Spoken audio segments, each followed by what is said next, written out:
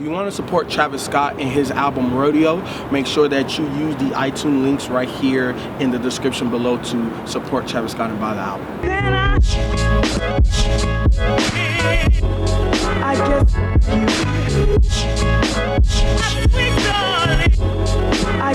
Dead End Hip Hop album review, Travis Scott Rodeo. Before we get into the review, make sure you go and subscribe to Dead End Hip Hop's new podcast. We're launching that. We're gonna be dropping some of our old stuff. We're gonna have exclusive content, and everything that we drop on the regular YouTube show will now be in podcast format. So for everybody that's wanted it, it's here. Go and subscribe. Go support your channel, man. So this is the second album of Travis Scott. That first. Well, go ahead. I'm sorry. Damn. That last one was a mixtape? No, it was an album. It was a mixtape. Okay. Yeah, he's only dropped mixtapes. Okay. But I saw what you were going for. I jumped the gun, my bad. Yeah. But second project, first album of Travis Scott that we review here on Dead End Hip Hop. The last one did not go over so well. This album, I'm gonna just come straight off the bat and say, I haven't heard an album bumping the whip as hard as this since we did A$AP Rocky's album. So the production on this alone, I fuck with it. I've always messed with Travis Scott. I think I'm like the only one out the crew that's really messed with Travis Scott like that. But I never have messed with a full project. He makes a lot of stuff that I like and a lot of stuff that's just way too weird for me. But on this album, this is the first time that I really enjoyed a project beginning to end. He didn't have anything on here that I would really, take away. Now, there were some songs that I was kind of like, like Nightcrawler with Sway Lee and Chief Keef. It wasn't a bad song. It was not a bad song. There's nothing on here I would take off, but I just wasn't feeling that one like that. And then, honestly, the only other song was the intro, Pornography. Now, again, it was not a bad track. I just was not feeling it. But let me go on to Oh My This Side. That's just hard with Quavo. I think that's one of the dudes from Migos, right? Yeah. Yeah. That's what that is? Yeah. They call him. I have no idea. Yeah. So I definitely mess with that. And then 3500. Now that's my shit. That's my shit. Now that was, I think, the original single, because it did get radio play out here, but like only for a little while. And that's a real hard track. That's something I would expect it to stay on the radio, especially throughout the summer, but it didn't. So I don't know what happened there. But I definitely fuck with that. And I'm interested to hear what B feels about that musical breakdown that makes that fucking track like almost 8 minutes long. I thought it was cool how he slowed it down. That's dope as fuck. Wasted, then it goes right into Wasted with Juicy J, another fucking dope ass beat. I love his flow on there. Juicy comes in, they have Pimp C on the hook and shit. That shit's hard. I'm gonna fast forward a little bit to Pray for Love with The Weeknd. The reason why I want to talk about this track is because I always feel whenever Weeknd is featured, it feels like a Weeknd song featuring the main artist. And this is one of the few times that it didn't feel like that. Now, Weeknd still stole the show, especially when he came back with that verse toward the end, demolished it. The other two tracks that were real stand out for me on this one too that I definitely want to talk about a little bit. Oh shit, my bad, 3 tracks. Piss on Your Grave with Kanye was dope as fuck. Dope as fuck. That's all I'm gonna say about that. Go listen to it if you haven't. Then it follows by Antidote, another fucking hard ass track. And then the last track I wanted to mention was Okay Alright with Schoolboy. Schoolboy, when he's a featured artist, that motherfucker be going in. I retweeted an article Complex put out saying that, who is TDE's heavy hitting featured artist. And they said Schoolboy. I 100% agree. Every time he is featured on something, he murks that shit. But overall, man, going back to Travis Scott Rodeo, this project, 150 million% bumps in the whip. Go bump it. If you have a system, go turn the bass up, because you're going to want to do that. I thought this album was a hot mess. Last nigga, man. No. It has Scoopy V-neck trying to be young. it has nothing to do with age, because he has old motherfuckers on here. Kanye West on here, Juicy J, old ass on here. He calling somebody old and shit. Old ass. I have the right. Juicy J old. You have the right to say that. Yeah, like I said, I thought it was a hot mess. He had all these different ideas and things that he wanted to do. Travis Scott, a lot of the things that they say about him is that he's a producer. He produces his own stuff. He didn't produce his album. You know, he came to Atlanta, got a lot of the Atlanta producers, Zaytoven and Metro Boomin, and basically did an album with them. And that was it. You can actually see this coming on days before fucking Rodeo. So you can actually see this coming. And the thing about this album is that, you know, it's like, it's an attempt for me at doing something. Man, you talking about Travis. It's almost like it's all these ideas and these thoughts that he put into this album, and for me they just didn't come very well together. You got T.I. on here, you know, with this loose narrative talking about Travis went to some planet called fuck. What's it called, Ralph? You like it? You like that shit, bud? What's the name of that planet? He went to some planet called fucking nigga shit, or fuck this shit. Whoa, I think it was fuck this shit. At the very beginning of the album. At the very beginning. Yeah. But I don't remember him saying it was a plan. I thought he just said that Travis said fuck this shit. He went somewhere that's called fuck this shit. It don't matter where he went. It really doesn't. He need to come back. He didn't need to go there. Look. I didn't like the last one. I didn't like this one. You know, I hear people always talking about Travis Scott, you know, is not this artist that's original. Like, you know, they always talk about he bites people's styles, this, that, and the other. You know, I can hear that because, you know, on tracks, when he's on a track with Kanye, you know, kind of sound like Kanye. We don't know who Travis Scott really is. You know, when you listen to this thing, I kept trying to figure out when is Travis Scott actually rapping. You know, and that was kind of a problem for me. It was like he's using these different effects on his vocals, and then he's trying to do these changes in the beats, and it didn't work for me, man. Not at all. Like, if I wanted to listen to something like this, I would just prefer to listen to artists here in Atlanta, you know, where they're the ones that actually, you know, created and crafted that style. Not this. Not this. I think he's a scroll. I think he is. I don't think he's from this planet. You're stupid as shit. A scroll. He is a scroll. It's a comic book nerd reference. Yeah. Oh yeah. I'm sorry. Yeah. Yeah. He's a shapeshifter. He's a shapeshifter from another planet. I ain't never seen you this angry since. It's been a minute. In a minute.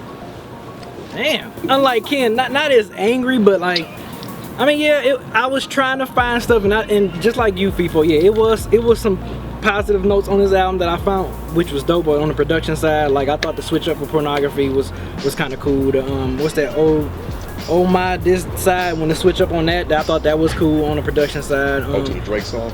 Yeah, it sounded like I was like, that sounds like a Drake song. Even though I tolerated Travis Scott when we did Days Before Rodeo, I was like, you know, I am kind of interested to see what he was gonna do with this one.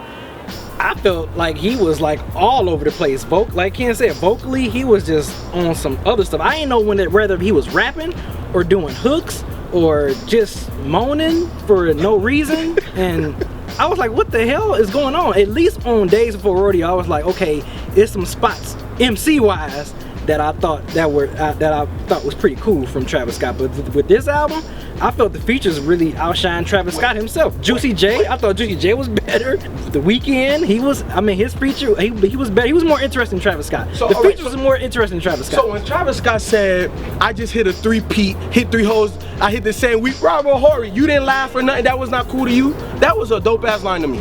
As soon as he hit, but I'm just saying though, B. Yeah. You know I don't remember lines, Mike, I am not you. Which songs I like? Switch Up on Pornography, yeah, 3500 was okay. Apple Pie, even though that sounded like a Meek Mill beat, it sounded like I feel like I heard a Meek Mill beat. Flying High sounds like a Cherry Bomb Reject, that beat. Travis Scott did not hold my attention a lot, really almost at all on this album, which opposed to Days Before Rodeo, at least it was some spots that he did. So I think I'd rather listen to Days Before Rodeo than this one, than actual Rodeo, even though I was a little bit interested to see what he was gonna do with Rodeo, just because it was spots. I feel like it was spots that Travis Scott showed as an MC where I'm like, okay, he can flow, and his voice it is sometimes. Maybe I'm starting to believe what Amber Rose said about Travis Scott writing around for Kanye West, because it's very Kanye West-ish on a lot of these songs. This whole album, just from Travis Scott standpoint, I was just like, this is crazy. He's too all over the place. It's too crazy. And that was one of my gripes from the last project review. I'm like, damn, his ideas all over the place. It just seems even worse with this album. So Yeah. Too many ideas. Like Ken, it's just like, there's too much going on. I don't think I can really mess with it. Just on the production side, he has some good spots, which I do like. But the MC wise, I don't know. I thought the album was creative, and I thought the album was kind of interesting, but it's not for me.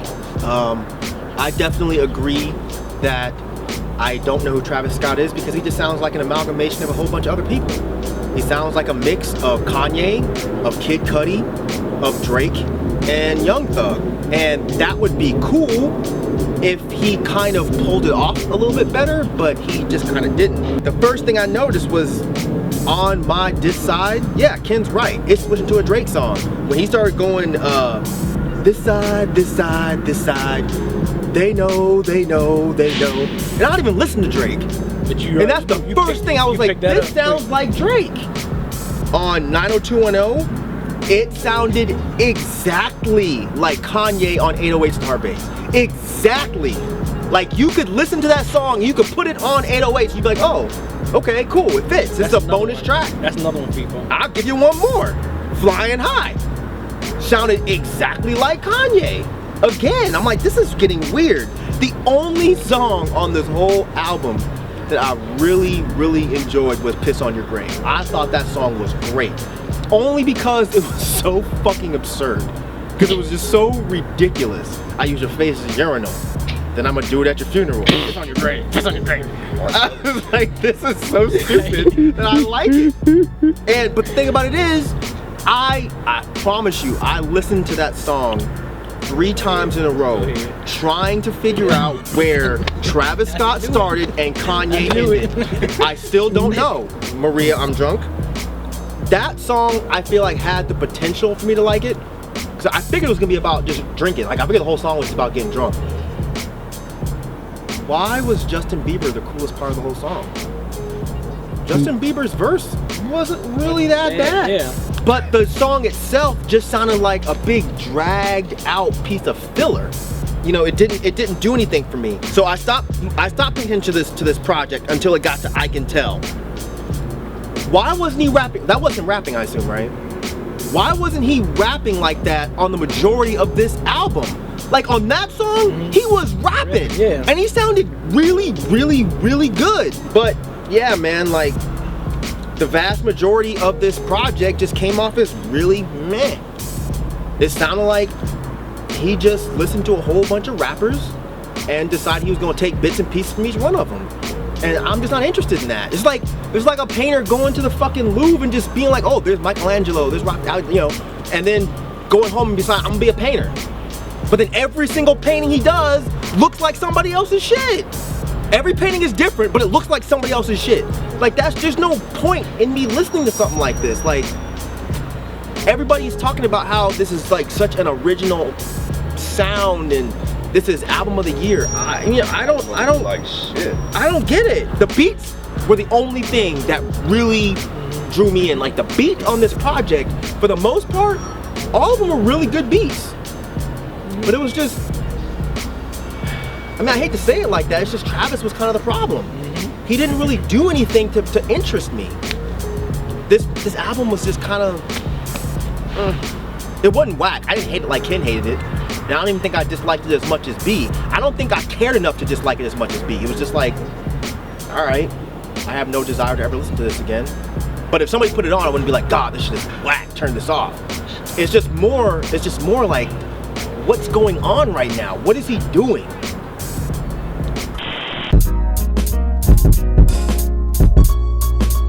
And if you watching, you know, I feel what the guys are saying. You definitely sound like a lot of different people. But for me, my appreciation on this album came from the production and the fact that each track themselves, like as a whole project, beginning to end, I liked it. It wasn't necessarily cohesive or anything like that, but I just liked not every track, but I like the majority of the tracks beginning to end. You know what I'm saying? Like I fuck with it. Like I could play this in the whip. You know what I'm saying? Like this is more so, you know, shit that get you that'll get you hyped. So that's why I fuck with it. You know what I'm saying? I like that type of music. I like shit that has bass. I like Southern boom shit. I like shit that bumps in the whip. Travis Scott does that. Now, you know, you are known as a producer first. So as a rapper, I don't hold you in high regard. Like I'm not expecting greatness out of that, because for me, and I guess the majority of the people, they look at you as a producer first. So for me, it's how is the musical experience? It is weird. You are weird. You try to do that. You do a good job of creating that. And sometimes you're too weird for me, but this time it was weird in a good way for me. So I could definitely fuck with this album. And you know, I'm not gonna tell you what to do. Keep doing you, bro, and keep doing that weird shit. It's just everything's not for me. But I definitely fuck with Rodeo. Man, I don't even know what to tell you, dog. Ken's never liked this dude, man. Nah, man, I'm not on the bandwagon, man. I'm not one of the what do they call them? I don't even know what they call his fan club. I asked on Twitter, nobody. I don't know. I just asked. Everybody has a hive. The Great Scots, I think, is what somebody said. I just made that up. Somebody did say that. I don't. It may be this creativity that is in him that he's trying to tap into. Right. But I think his influences are so strong and weigh in on him so strong that he can't really get it out. I think, Travis, I don't know. Because your last two projects have been in this lane. You also said that you're a big Cudi fan, you know, so, and I kind of, you know, Man on the Moon was kind of a feeling I got when on this a little bit too, or you was trying to maybe do something like that. But all in all, man, I think what you're doing is working for you and the people that like it, because they have a tendency to like most of the artists that you're emulating. So it kind of makes sense. But, you know, for me, I would prefer to listen to those particular artists than somebody that sounds like, you know, something that was pieced together into a rapper. Good. B? Yeah, if you're watching, unfortunately, I couldn't really get behind this project as far as you as the MC on a few songs. Yeah, Pornography, second part, I Can Tell, Apple Pie, forgetting a couple more. But mostly from the production, I like where you was going with the production, on the production side.